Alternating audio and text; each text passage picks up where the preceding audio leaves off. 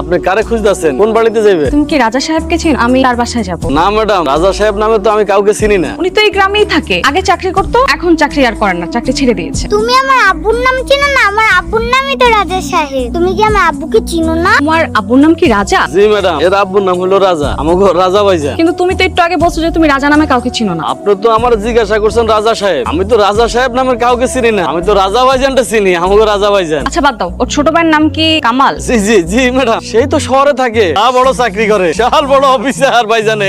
আচ্ছা ঠিক আছে।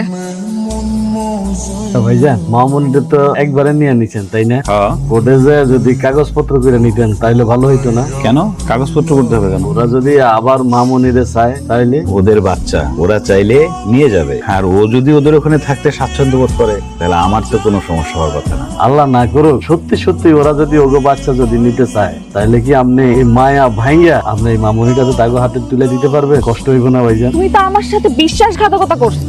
তুমি আমার সাথে মানে আমার দুর্বলতার সুযোগ নিয়ে তুমি বেইমানি করছো। আমি কি করলাম? তোমার ঘরে যে বউ আছে, বাচ্চা আছে, তুমি সেটা আমাকে বলছো। আমার বাসায় বউ বাচ্চা আছে সেটা আপনাকে কে বললো? আমার সাথে আর অভিনয় করতে হবে না।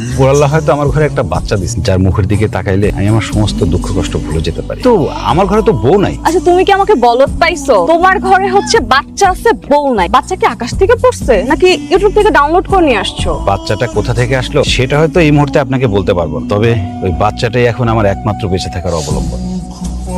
ধরেন। চাচাজান তো বয়স্ক মানুষ, তারা বাজারে পাঠায় না, আমার কাছে দেন, আমি সবগুলো বাজারে এনে দিতেছি। এত কথা বলিস কেন? যাওয়ার সময় হাইটে যান, ঠিক আছে? বাবা বাজারের ব্যাগ নিয়ে কই যাচ্ছ? আমার চাকরি নাই, আমি তো বাসায় বসেই থাকি। আমি থাকতে তুমি কেন বাজারে যাবে? দাও আমার কাছে দাও। শোন বাবা, তোর যে ইনকাম নাই সেজন্য ওরা তোরে দিয়ে বাজার করে দিচ্ছে, কিন্তু আমি তো তা হইতে দিতে পারি না। আমি কোনো কাম কাজ করি না, বাড়িতেই থাকি। আমি বাজারটা করে আসি, তোর বাজারে যাওয়ার দরকার নেই। দাও আমাকে ব্যাগ দাও। দাও। বাজারে যেই যান তাতে নিয়ে আমার কোনো মাথা ব্যথা নাই, কিন্তু এই যে লিস্টের পাশে যে জিনিসগুলো লেখা আছে দাম বসিয়ে বাকি টাকা আমার হাতে ফেরত দিবেন, ঠিক আছে? ছোট ভাবি, আমার কোনো বেতন দেওয়া লাগবে না, 3 বেলার 1 বেলা ভাত না দিলেও আমার কোনো সমস্যা হইব না। আমি আপনাকে বাজার সদাই করে দেবো, বাড়ির যত কাজ কাম আছে সব কাজ কাম করে দেবো, তারপরে আমার বাড়ি থেকে বাইর করে দিয়েন না ভাবি। তোকে বাজারে পাঠাই আর তুই সেখান থেকে টাকা পয়সা চুরি করিস, তাই না?